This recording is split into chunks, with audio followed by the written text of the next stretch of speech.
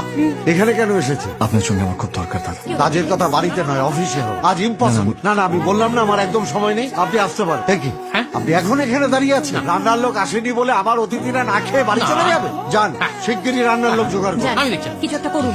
আমি দেখছি। আপনি এখনো যাননি? সিকিউরিটি সিকিউরিটি লাগবে। তাড়াতাড়ি কিছু একটা করুন। দেখুন। দাদা আপনি রান্নার লোক খুঁজছেন? নিজের কানে তো সবটা শুনলে, টাকায় নুনে ছিটে দিতে ভাল লাগে না খুব? আমি একটা কথা বলতে পারি? কথার উপরে সবাই ফলন দিতে পারে, রান্নার উপর ফলন দিতে পারলে তবে আপনার কথা শুনতাম। আমি রান্না পারি। আপনি রান্না করতে পারেন? হ্যাঁ হ্যাঁ, শালাবাবু বলো। হ্যাঁ হ্যালো বিশুদা, আমার একটা হেল্প লাগে। এই দেখো শালাবাবু, পুরো গন্ধমাদন পর্বত সঙ্গে নিয়ে চলে এসেছি। আপনাদের সবারই সহযোগিতা লাগবে। অনেক চেষ্টা করে বাবাকে বাড়িটা ফিরিয়ে দিতে পারি, এটাই শেষ সুযোগ। শালাবাবু কোনো চিন্তা করো না, আমরা সবাই মিলে লড়ে যাবো। এতদিন কাকার জন্য কাজ করেছি, আর স্যারের জন্য কাজ করবো। এই দেখুন, আমাদের রান্নাঘর সমস্ত ব্যবস্থাপনা করা আছে, সব ready? শুধু রান্নাটা শুরু হওয়ার অপেক্ষা। সব বোনাস করেছি, আরেক ভজহরি আসছে। কাকার হোটেলে আসতো তো।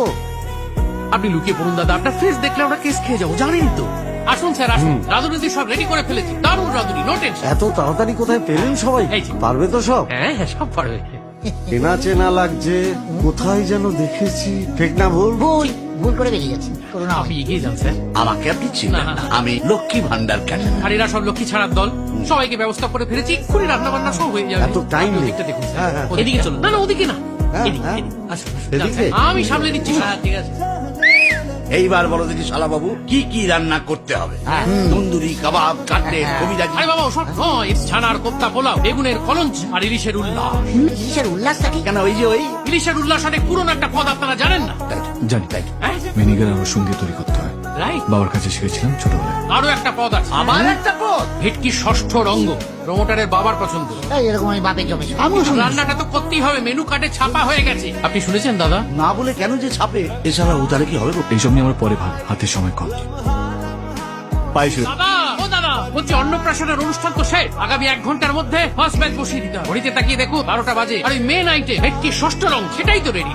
স্যার রান্নাটা তো আমরা জানিই না, আপনি জানেন? দেখুন, আমার যতটুকু জানা আছে, আমার ওই রাঁধুনি যারা এখন হাসপাতালে ভর্তি, তারা বলেছে পথটা দেখতে অনেকটা এরকম সাদা সাদা মতো হয়। আর আরো বলেছিল যে ভেটকির ফিলে এনে রাখতে, এনে রেখেছি। তারপর ধরুন ওই কলা পাতা ওইখানে সাজানো আছে, 3-4 রকম মশলা পাতা সব অ্যারেঞ্জ করা আছে। এক মিনিট, কলা পাতা? হ্যাঁ। এটা কি পাথরের মতন দেখতে হয়? তা তো জানি না দাদা।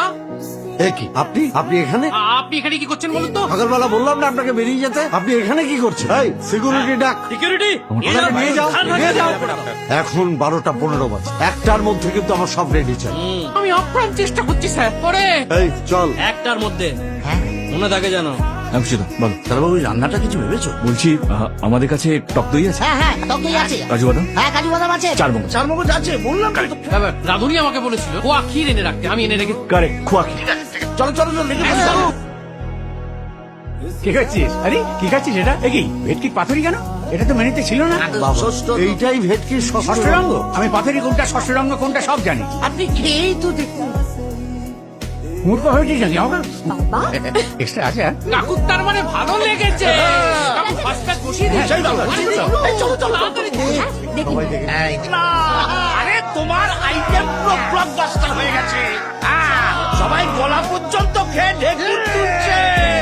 পাঠিয়ে দিয়েছো। যাক, শেষ পর্যন্ত কাজটা ভালো করে উতরে দিলেন কেষ্টবাবু। এই পুরো ঘটনায় আমার কোনো হাত নেই স্যার। মানে? সমস্ত হাত জয় ওনার। আপনি? আজকে উনি না থাকলে সমস্ত গেস্টকে এই বাড়ি থেকে না খেয়ে চলে যেত। আমার কথাটা শুনুন না, মানে সকাল থেকে আপনাকে বোঝানোর চেষ্টা করছি, বাবার শরীরটা খুব একটা ভালো নেই। প্লিজ এই বাড়িটা যদি। আমি বিজনেস, আপনি কাজটা ভালো করেছেন, তার জন্য বকশিস আপনার প্রাপ্য। কিন্তু অন্য কোনো ব্যাপারে আপনি আমার সাহায্য পাবেন। আপনি আমাকে 2 কোটি টাকা বলেছিলেন, আমি সত্যি কথা বলছি, আমি 2 কোটি টাকা জোগাড় করতে পারিনি। আপাতত 50 লক্ষ টাকাই নিয়ে এসেছি। আমার 2 কোটি টাকাই লাগবে। এই যে বাবা, উনি কেষ্ট বাবা। তুমি ওনাকে থ্যাংক ইউ বলবে বলছিলে না? হ্যাঁ, কি নাম তোমার? জয় চক্রবর্তী। এমন স্বাদ আমি বহুদিন পাইনি। তোমার হাতে জাদু আছে। আসলে স্যার, জীবনে 2টো জিনিস নিয়ে কোনদিন আপোষ করি, রান্নার সুযোগ পেলে কখনো ছাড়ি না, আর বাবা মার কষ্ট দেখলে চুপ করে বসে থাকতে পারি না। কি হয়েছে তোমার বাবা মার? আমার বাবা খুব কষ্ট করে একটা বাড়ি বানিয়েছিল আমার পাশে দাঁড়ানোর জন্য। সেই বাড়িটা বাবা ওনাকে বিক্রি করে দেয়। আমি টাকা দিতেও রাজি, কিন্তু কিরে হ্যাঁ বাবা, ওনার বাবা যা টাকা চেয়েছিলেন আমি দিয়েছি, সঙ্গে একটা 3 বেডরুম থাক, টাকা দিয়ে সব বিচার হয় না। আচ্ছা কি করে ফেরাবো বাবা? লোকজনদের কাছ থেকে অ্যাডভান্স টাকা নিয়ে নিই। বাড়ির কাজ শুরু হয়ে গেল, আর এটা তো আমাদের বিজনেস। বিজনেস কি করে করতে হয় আমাকে শেখাস না। ব্যবসা করছিস কর, কিন্তু কারো চোখের জল ফেলাস না। একটা কথা মাথায় রাখিস, বাপ বাপ কেউ ছাড়ে না। কাগজপত্র যা আছে সব দিয়ে দে ওকে। বাবা আমি পেরেছি, বাবা আমি যেটা চেয়েছিলাম আমি পেরেছি। তোমার এই হাসি মুখ দেখেই আমরা ছোট থেকে বড় হয়েছি। বাবা এই দেখো তোমার বাড়ির দলিল। তোমার স্বপ্ন, তোমার আবেগ, তোমার আরেক সন্তান, তোমার ভালোবাসা বাবা। আর তোমাকে এই বাড়ি থেকে কেউ তাড়াতে পারবে না বাবা। বাবা